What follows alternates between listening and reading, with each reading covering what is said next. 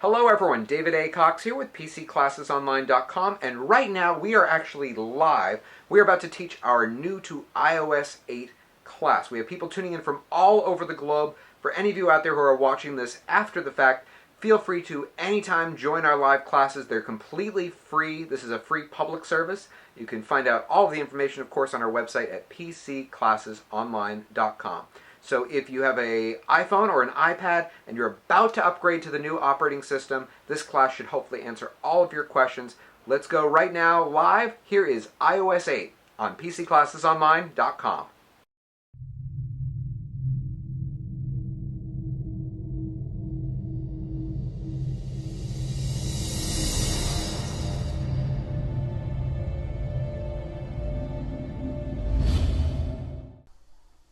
Hello everyone and welcome to the class. We are live right now. We have people tuning in from all over the world, especially today in the United States. And today we are talking about iOS 8.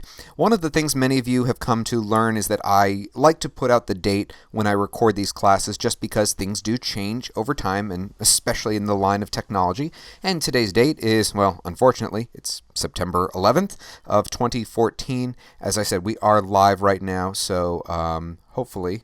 Yes, good. We still have the screen going. But we have a live audience here that has the ability to interact with me. And today we're going to be focusing on going over the basics. We are not covering every single detail about iOS 8. It is always my goal to go through whether it's a program, an operating system, and really just boil it down to the key things that a lot of you out there are going to want to learn about. So that being said, let's get started. iOS 8 is available on all iPhones models 4S or later. And I'm going to actually start this class off with giving you a few different pieces of advice. Now, right now, as of today, it is not public. I am a developer for Apple, and therefore I have access to software before it actually comes out to the public.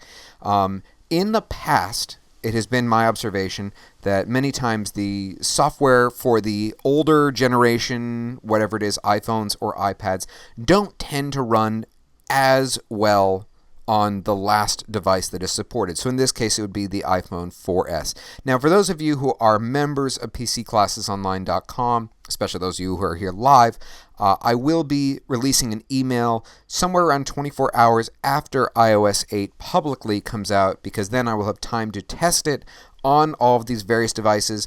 If there are any problems, especially if they just really don't run well on a certain device, I will send an e-blast to all of our members who subscribe via email. So be sure to look for that. Another piece of advice I do want to put out there, very, very important.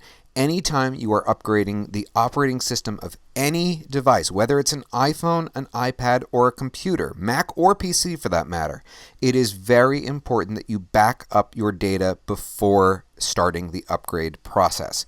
So in the case of the iPhone, you can technically back up one of two ways. You can do it through iCloud, or you can actually do it through your computer using iTunes. Now, personally, I use iTunes just because if something happens, it's a lot faster to bring the data back. Also, you should know if something does happen during the installation process and you are forced to wipe your phone, you do not get text messages back. That part is not backed up, at least not yet. Although I have heard some mixed rumors that that is going to eventually be the case. Also, very important to note, you cannot downgrade. Once you go to iOS 8, you cannot go back. Sort of like they say, once you go Mac, you can't go back. Well, once you go 8, you better not hate. Sorry, I just made that up. That was so cheesy.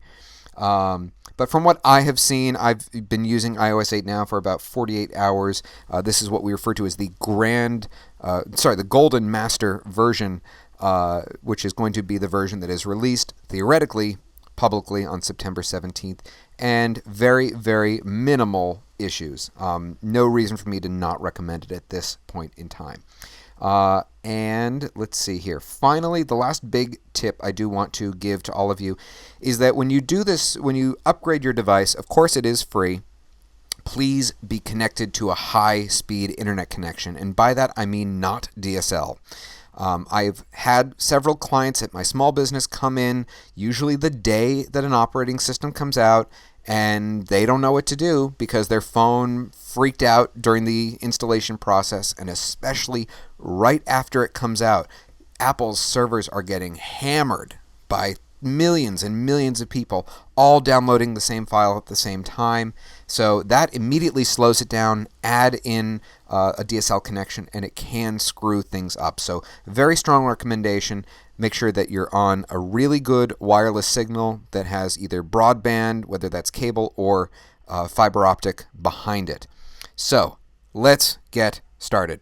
The first place I'm going to actually begin today is I'm going to go here into settings and show you a couple of new features. Those of you who are going to view this later on the web or on YouTube or our website, you will see a few little features here blurred out, especially if any email addresses or phone numbers accidentally get revealed. So if there's any confusion, that's the reason. First feature I want to show you, I tested this out last night. I just thought it was kind of cool. If you go into General Settings on the iPhone, and then from there go into Siri, you're going to notice there's this new feature here called, well, I can't say it because if I do, it's going to activate it. HEYSIRI. Okay, right there. Here's what it does. If your phone is plugged in, and by that I mean receiving power, so technically speaking that could mean plugged into your computer, plugged into power, or if you have one of those cases that has a battery in it, like a Mophie for example, and it's receiving power, this will also work. Without even touching your phone, you can just say the words, "Hey Siri, what's the weather going to be like tomorrow?" Expect some clear skies tomorrow. Well, there you go. So even if your phone the screen is off, if it's asleep, you can just say the words, "Hey Siri." Yeah, now it doesn't work for me, of course, because we're live. But once you say those words, it'll activate Siri and you can talk to it. Very, very simple. Actually, kind of funny story. As I was editing the class that I recorded of this offline, as it played the words, "Hey Siri," through the speakers, it actually started doing it to my phone, which was sitting next to me. So that's one feature I wanted to show you. Let's go back a screen. The next feature I want to show you here is 2 down from Siri, handoff and suggested apps. This is unfortunately a feature I cannot truly demo today because in order to demo this accurately, I would need the upcoming operating system for the Mac, which is not out as of today's date, which is going to be Yosemite. What handoff allows you to do is, let's say you start working on an email on your phone and then you're at home, you wish you could just use your computer. There's going to be an extra little button where you can hand off the email from your phone to your computer and just pick back up where you left off. And that's going to work for multiple applications. But it's a pretty cool feature. No reason to really not turn it on. There's no battery loss in the process of doing that, so I would go with that. Next feature I want to show you, kind of a minor tweak, is that below General, you'll see here that now we have Display and Brightness. That used to be in a little bit of a different location. But now here, for those of you out there who maybe your eyesight just isn't quite as good now as it used to be, you can increase the size of the text across the board. This will affect all of the dynamic type. Okay, so it's not going to affect everything, but it will certainly make your experience a little bit better. And so you can use that little slide bar at the bottom, slide to the right to make it bigger, slide to the left to make it smaller. Don't really know why you'd make it smaller. Maybe if you're a 12-year-old and you just want to show off. Also, you'll see here that there's an option to make all of the text bold. Again, that's dynamic text, technically. If you do enable that feature, great. Just one thing you should know is it is going to reboot your phone once you turn that feature on. Let's go back. Again, minor little tweak here in wallpaper, as they tend to with all new operating systems. We have a whole bunch of new wallpaper options. So here you can see, I find them to be, a lot of them are very dark. And if you scroll down, you'll have access to a couple of the ones from iOS 7 as well. So those are still there. And of course, if you don't like any of these, you can still use your photos. That's just by going down here. You see where it says photos, and you can go in there and select whichever image you want. While I have all of your attention, I do want to just point out one little thing. I always recommend not using this. This is dynamic wallpaper. It's these little bubbles that kind of float around the screen. That is a big battery suck, so I tend to recommend that you avoid that feature. Next feature that we're going to talk about, my favorite, is iCloud. And for those of you who are viewing this, you're going to see parts blurred out. Sorry, reveals a little bit more info than I would like. So iCloud is getting a total overhaul, and I'm going to devote an entire class very soon, once this comes out with Yosemite for the Mac, to going over some of the new iCloud features. So be sure you watch for those classes in the near future. The first is family sharing, and family sharing is exactly what it sounds like. It is built for families. So let's say you've got a mom, a dad, and a couple of kids. Okay, mom and dad have their schedules, the kids have their schedules, and sports practice, and all these other events that they're all going to all the time. And for mom and dad especially, it can be kind of hectic to keep track of everyone's schedules. Well, now using family sharing, everyone can share one calendar. Another thing you can do, you can share photos. So let's say the family packs up the car and takes a trip to the Grand Canyon. Each individual can have their phone snapping photos, and they all go to one album. Other things you can do, you can share music, you can share apps. For security, this is a great feature for parents, especially if your kids have a tendency to try to buy things. If your kids try to buy an app, you can be sent an alert that you have to approve, so that if they want to make a purchase, mom and dad have to okay it. Family sharing will put everything on one credit card. One piece of information I've not been told yet is, are you charged extra for this? In terms of, if you're buying an app, for example, technically you are buying a license. So is it the standard fee? Is it 99 cents? If it is 99 cents, or are you going to be charged per person who actually uses it? That part I'm not clear on yet. Once it comes out publicly, we'll have a little bit more information, be able to talk about that more. The other feature I absolutely love, iCloud Drive. And the reason why I get really excited about this is that I have forever had to recommend that everyone have a backup hard drive for their computer. And by the way, I do still recommend that, because you never know what could happen. You know, there's people out there who want to do bad things to Apple. But with iCloud Drive, it's like a folder. And within that folder, you can put whatever you want, and you store it on the cloud.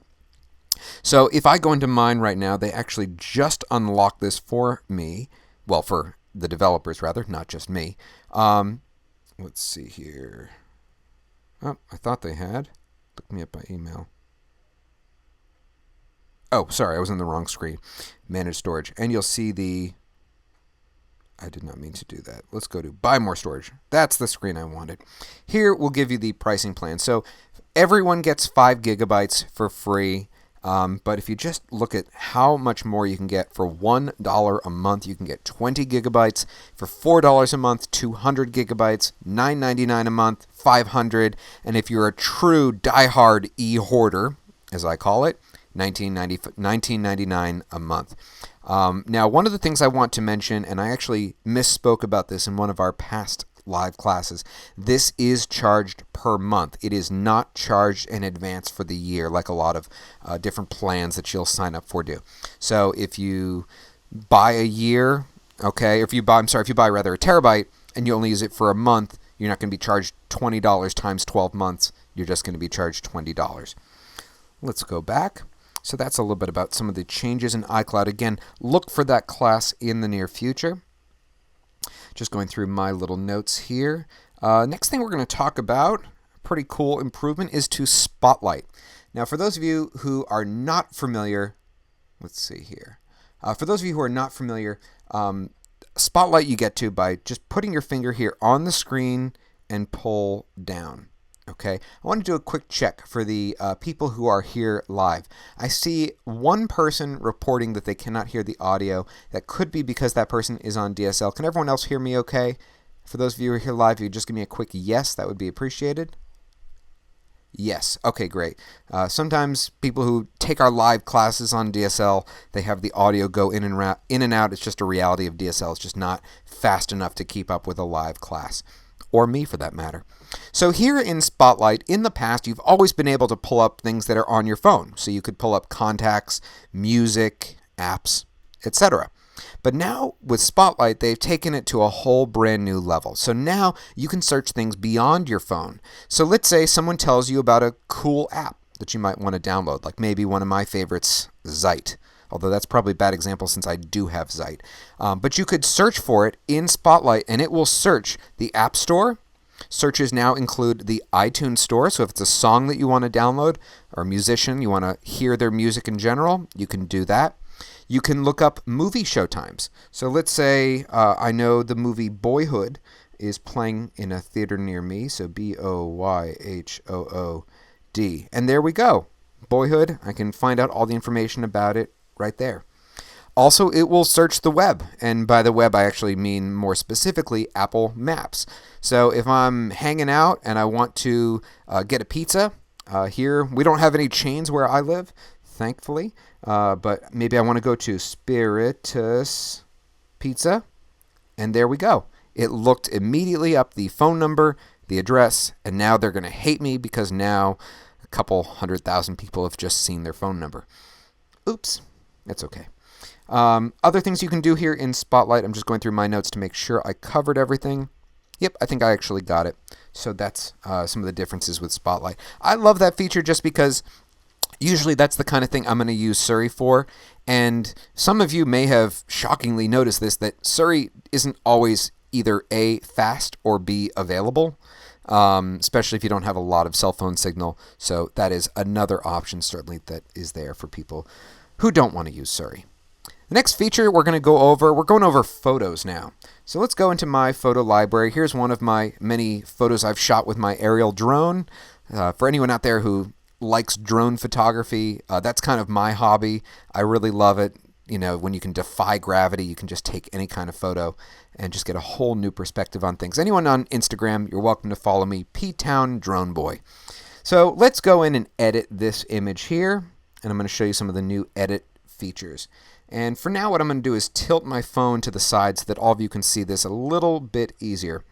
And you'll notice that we have some familiar icons here. For example, at the top left, we have the Auto Enhance button. So that's just going to kind of do its own little calculation for how to make the image better. Didn't do much there. But we have this new button down here towards the bottom right, sort of like a little knob. And when you go into it, you can now tweak the light, color, and make it different forms of black and white. I'll show you what I mean. So let's start with light. There's two different places you can actually tap here. If you tap on where it says light, that's where you're going to get the actual features. Whereas if you use the little arrow over here, you're going to see in numeric value what changes you've made. So I don't think many of you are going to use that. Let's just stick with light for now. So you get this sidebar on the right-hand side of your screen. Of course, that's if you're holding the phone the same way I am right now. But you have this sidebar, and you can swipe up or down, and you'll see that it gives you a little preview image of what it's going to look like. Just kind of a cool way to adjust your photo. You should also note that there's a little gray dot here. That gray dot represents the original image. So if you just want to add a little bit more light, you can do that. Some of the other things we have here. Okay, let's get out of that. Let's go into color options. So this is where you can add a little bit more saturation, really make those blues and those greens pop and come to life. Okay, you can see as I did that, it really brings it out. If you go the opposite way, it's going to eventually turn it black and white as you just desaturate your image. So we'll give it a little bit of a boost there. Sounds good to me. All right, and finally we have black and white. Now this is going to wipe out everything I've already done, but I want to show you what it does still.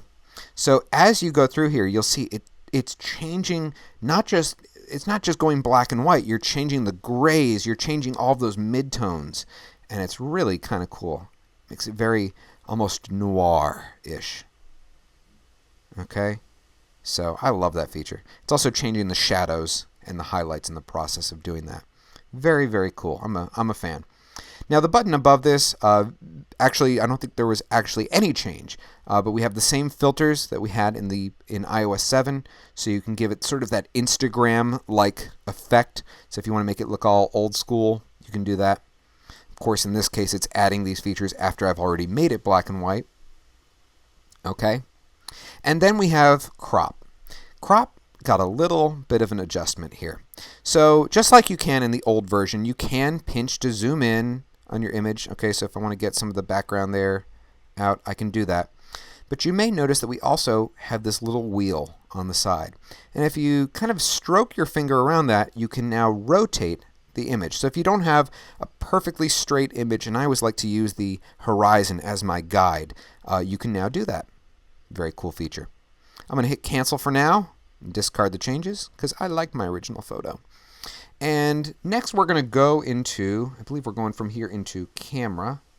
Yeah, let's go into camera. Ugh, this is the ugly part because now you all have to see me. Ugh, there's no good filter for this. Nope, that's my desk. Let's reverse it. Hi, everyone. Not as good as you thought, is it? Okay, so let's go over. Oops. Oh, sorry, I accidentally hit the wrong button. There we go. So here in the photo mode, as you can see here, looks exactly the same. If you look at the very top right of my screen here, we do have a few new buttons here just to help you take more photos. So if you're worried about getting the wrong image, you can take a few of them. One of the features that came out in iOS 7 that a lot of people found very handy, and you know what? Before we go there, I'm going to give you one of my favorite tips that, for whatever reason, I find, let's get that light out. I find a lot of people don't know this feature. So a lot of you out there probably use your phone to take photos, and a lot of you probably do the ultimate sin and use this button right here, the white one. That is not the best way to take a photo, because think about what you're doing in the process. When you hit that button, you're moving your phone, you're moving the camera, so you're not going to get a great image because it's going to be slightly blurry. Instead, the better thing to do, I'm going to use my cursor now, is use, here we go, the volume plus button on the side of your phone. That is actually a shutter. Now, in iOS 7, when you were on the other camera, when we're facing the backside, where you can see my mug, my Apple mug, yippee, and there's a GoPro. There's my awards. Okay. Sorry. When you hold down that button, it's going to take multiple photos. It's called photo burst mode. Now when you're doing a selfie, Kim Kardashian style, it will do the same thing. So if you're trying to get that perfect image, you can hold that button down. Let's see if I can do it right now and try not to look like a total dweeb. You can see that the numbers are going up. So I took 14 photos just like that. So that's another trick. So if you're doing a selfie, you can use that. It's a much easier way to get a good image. Let's get the hell off me. Oh, wait, we have one other feature we do have to go over. So now what I'm going to do, two features, sorry. So now what I'm going to do is I'm going to flick the screen. You see here at the bottom, it says photo. I'm going to flick from left to right. Okay, we go from there into video mode. Go again, slow-mo mode. And one more, and we have a new feature here, time-lapse mode. That does not look attractive. With time-lapse mode, a lot of you are going to be having your phone at this point in landscape mode, so to the side. And with this, what you can do is you'd have your phone probably propped up either using one of the tripod mounts. They do make tripods for the iPhone, or a thing that clips on to a normal tripod so that it will hold the iPhone. And it will figure out on its own, and it will just start taking photos. And it's going to, when you're done and hit that red button again, it's going to turn it into video. So you're going to have time-lapse video. I'll be sure to demo that one of these days once we get another warm, sunny day. I should go back and ask Siri, when is the next sunny day going to hit? So that's another feature. One more I want to show you. Okay. I've got to hold my phone a little bit differently here. So many of you are aware that when you tap on the screen, see that little yellow box that pops up? You can tell it where to focus, and it might be a little bit tough to see, but there's also a little sun icon that pops up there. That's because now you can stroke your finger up or down, and before you even take your photo, you can adjust the lighting conditions. So let's see if I can get a decent... I'll show you my Macintosh Plus, my first computer, and that is the Mac Cube. So I can stroke up, and it increases the lighting conditions, stroke down, oops, sorry, and it decreases them.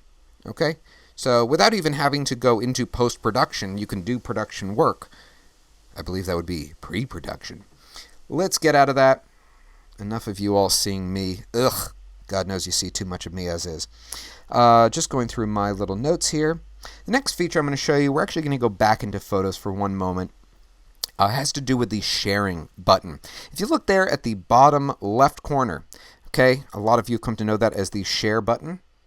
That'd be share, S-H-A-R-E, not the singer.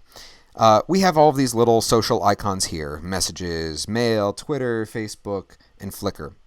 But what if you really don't use Twitter? Or what if you really don't use Flickr like me? Well, now you can actually remove them or reorder them. See where it says more right there to the right? You can tap on that, and now you can actually turn them off. So if you don't use Twitter, turn it off. And if you use maybe Facebook a lot, you see the little icon here to the right? You can actually use that and move it into a different position. So if I want to move it into Prime territory here, I can hit Done, and you'll notice that now Facebook is all the way to the left. So if that's what I primarily do, it's a very easy thing to adjust, just like that. Next thing we're going to go over, and I'm praying I don't reveal any of my friends' phone numbers in the process of doing this, we're going to go into iMessages. Please, please, please, please, please. Thank you. So this is my friend Chip, who is actually about to become the official accountant for PC Classes Online and Tech Talk America, which is technically the name of our parent company, which is my company. And for those of you who've actually seen our classes on QuickBooks, Chip is the same guy. He's the one who did the class with me. So Chip has been a good sport, and I've been harassing him with these features as I've been demoing iOS 8 with our classes. So let's go over a few of the new features to hit, not just iMessages, but some of these also affect email and other places where you see the keyboard. So you see these three little bars here. Let me actually start typing hi. Okay, so what it's going to do is it's going to start trying to predict what I am saying. And what's actually kind of cool about this, and some people are going to like this feature and others are going to want to turn it off, and yes, I will show you how to do that, is that this will actually learn how you speak. Not only that, but it analyzes the conversation. So if Chip had just asked me a question that would probably be answered with yes or no, those two responses, the two of those boxes would be, one would be yes, one would be no. Maybe the other one would be, I don't know. But it's a really intelligent way to just make typing a little bit faster. Now, if you do not want it, okay, you can press and hold on this middle button here and drag down, and you'll see that you hide it. See that little thin white bar? If you want to bring it back, press and drag up. That's how you get it back. But I find I have what Ellen DeGeneres has coined as clumsy thumbsies. So for now, I'm kind of giving it a test run. Not sure if I really love it yet. For those of you who are watching this class after the case, let us know in the comment section if you like that feature or not. Probably my favorite feature, though, is you can now do an audio voice memo. Really cool stuff. So here's how it works. See that little microphone here on the right-hand side? Well, get ready, Chip.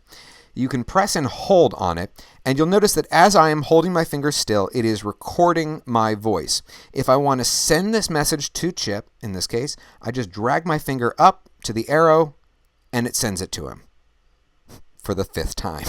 And if I don't, let's say I'm recording again, and I screw up or I get distracted because God knows I have ADD, or as I call it, ADD squirrel. You can drag your finger to the side and hit the little X, and it will just disregard the message. Next feature here within iMessages, you see the little camera icon? Well, that's not really anything new, but a new feature is that you can now send multiple photos or even multiple video files within an iMessage. And I believe finally here, you see that little smiley face icon here at the bottom left? Well, fear not, you no longer have to hit, was it colon and close parentheses, or is it semicolon? I always mix those up. You now have built-in emoji. And as you can see here, there are multiple types of emoji to truly bring out the inner 14-year-old girl in everyone. That's going to become really annoying really quickly. Somehow I predict that feature. And now that I've said that, everyone's going to leave an emoji, I know, in the comments section.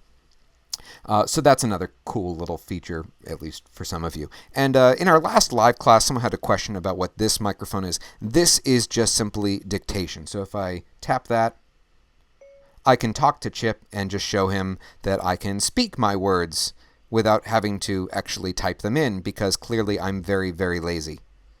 And then hit done when you're done. Another feature, by the way, which you all just saw, is that as you are speaking, it now shows you your words, whereas in the past, it waited until you were done and then showed you what it thought you had said. Emphasis on thought. And you could hit send, but I've tortured Chip enough, so I will get out of that. Another feature I will show you here has to do with group texting. So if you send a text message to a group, a lot of you have probably done this at some point in time. It can be a little bit annoying because you realize maybe you left someone out or you want to exclude someone at some point in time. Here's how you can now do it. See that little button that says details at the top right? Well, if you tap on that, you can now click add contact and add someone into this conversation. Or you can slide from right to left to remove them. I can't do that because you have to have at least 2 people in a group text. So I guess Chip and my sister, Melanie, are stuck in this group text. Also, you'll notice that here within group text, you can send your current location. I see that as being a very good security feature. Parents, if you have kids, I think it's a good idea to teach your kids that, just in case, we don't need to go into, worst case scenarios. There's also do not disturb, and you can leave the conversation, but not if you started it. So we'll get out of that for now. That's it for iMessages, I believe. Next thing we're going to talk a little bit about is notifications. Now this part, again, very hard to demo. Let me actually try to do it real quick. I'm going to text Chip. Let's delete everything here.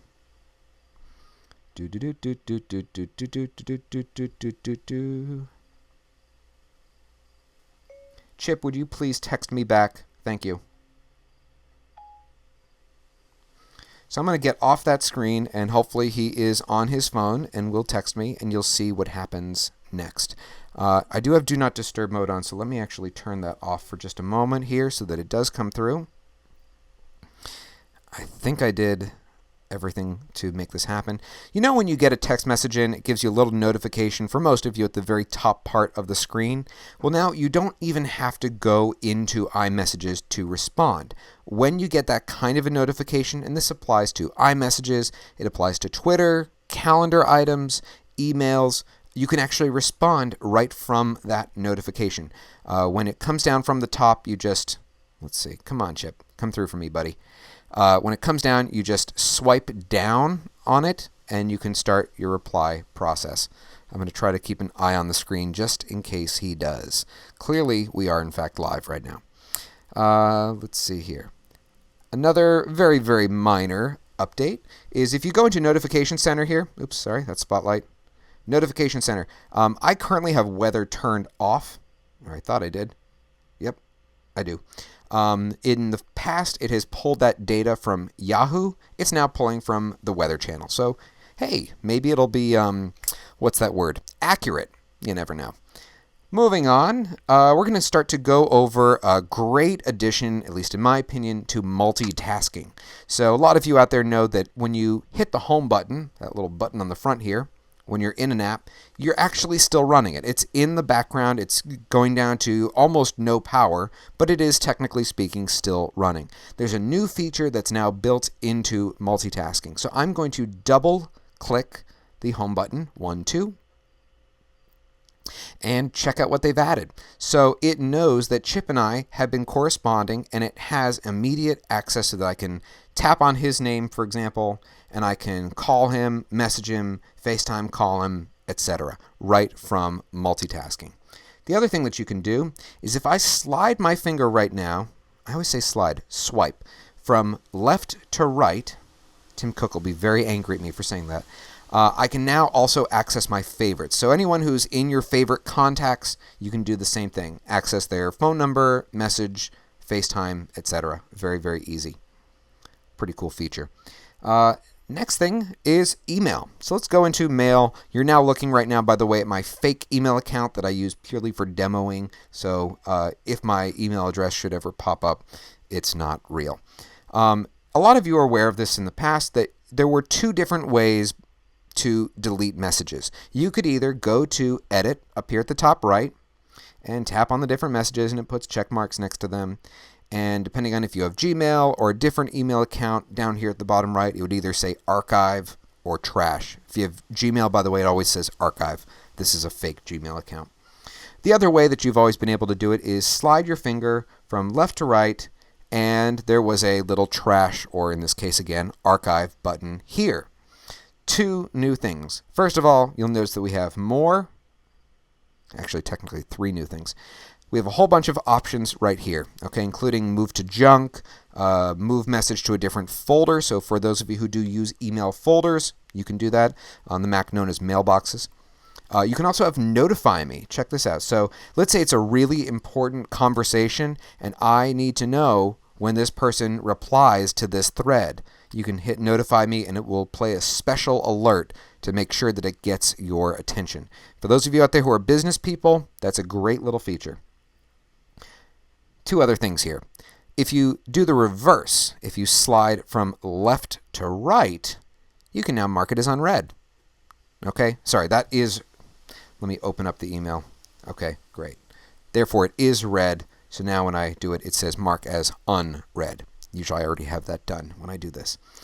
Another final feature we have here is if you just really want to delete it, you can swipe the whole length here, and I'm doing this slow so you can all see, and it will just immediately trash the email. And it's at this point that I like to always remind people what to do if you screw up. Because the last thing you want to do is have a really critical email, whether it's from your lawyer or babysitter or whatever it is, and you accidentally just send it directly to the trash. All you have to do, if you make a mistake, shake your phone. Shake, shake, shake. Undo. Good thing to know. That goes across the board, by the way. If you're in an email, for example, and you accidentally delete a ton of text, just shake your phone back and forth. Sure, you'll look like an idiot if you're in public, unless they know what you're doing, and then hit undo. Okay, that I think does it for mail. Next feature we're going to go over is in Safari, the web browser. Now, those of you who have been following PC Classes Online, you know that I've gone, why is it always on CNN? It's always like the least happy news possible. Sorry about that. A lot of you know that I've gone back and forth over time about what is the best web browser out there. Again, today's date, September 11th of 2014. Right now, Safari is making a really big comeback. In the past, I've always recommended Chrome. They're having some issues, especially in regards to battery life. So for now, I'm recommending Safari across the board. iPhone, Mac, PC. So that being said, when you go to a website, a lot of times on your phone, it brings you to the mobile version of that website. And for some websites, that's great. And for other websites, it's just a pain in the butt. And for most of us out there, we've had to always, scroll to the very bottom of the website, and there's a little teeny tiny button that says desktop version. Now there's an easier way to do it. All you have to do is tap back here into the address bar. And then on this screen here, just pull down, and here we have Request Desktop Site. And there you go. Very, very simple. Let's see. Safari has a few other new features in the iPad version, but we're going to do a different class specifically for the iPad, hopefully in the next day or two, if I am even able to, possibly later tonight. Another feature I want to mention, cannot demo because it's not publicly out yet, is that for those of you who once again have clumsy thumbsies out there, okay, just can't type on that keyboard, there are multiple types of keyboards that are going to be coming out, which you'll be able to install.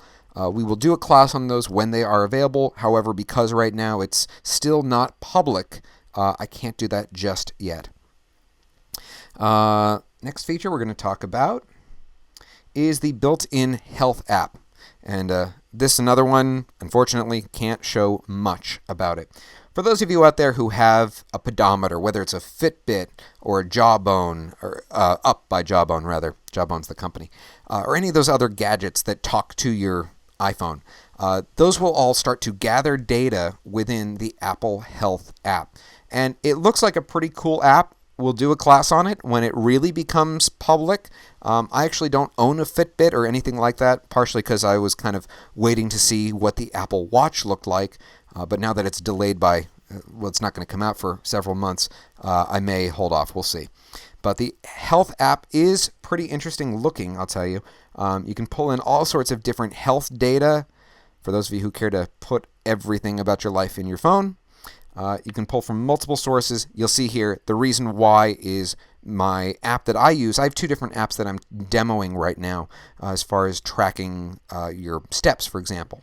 One is, if I can remind myself, one is Pacer, one is Argus. And just for fun, for any of you who are watching this video after the fact, if you want to maybe leave a comment, which do you like, Pacer or Argus, or a different one? Always curious to hear feedback from people. But it'll pull in data from those apps and just organize it for you. Another key feature I do want to make sure that everyone is aware of is there is a medical ID thing here, and you'll see I get a little silly with this stuff. So here you can put in things like your name, your birthday. No, that is not my real birthday. Close, but not real, just because I know this is going out to everyone. You can list your medical conditions, allergies and reactions, medications, if you're an organ donor, weight. If you keep scrolling, height, and there's other information when you hit the edit button, like your spouse. So for those of you who have a contact in your iPhone called ICE, okay, you can bring that contact right here into this app. Oh, there's Chip. Okay, so I am pulling down. See, I can adapt very quickly. When you pull down on a little notification, there you go. And you can type right back without even having to go back into the contacts, rather into iMessages. Thank you, Chip. I owe you one. Okay, that's that. Another really silly feature.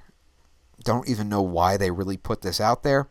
And you'll see that I have very specifically buried it in a folder called Rarely Used. There is a Tips app. And this is just like little hints about how to better use your iPhone. But let's face it, you all like me better, right? Please, please, please say yes. Okay, so that's Tips. But if you're like me, you can just bury it into a folder and forget about it. And finally, the last little feature I do want to mention at least, even though I can't actually show you, for those of you out there who have an iPad, or if you have a Mac that's about to be able to get the new operating system, Yosemite, one of my absolute favorite features, I did get to test it out the other day, loved it, is if you have your phone in one room and it rings, and maybe you're on your iPad, you can now answer or place phone calls from your Mac or iPad. Very, very cool. Now, it is important to note that those devices have to be in the same wireless network, and you have to have that feature turned on. And any of you who get really confused by this, which I'm sure a lot of people will when it comes out publicly, the way you enable it on your iPad is a little bit strange. You actually have to go into Settings. I'm just going to verbally talk you through this one.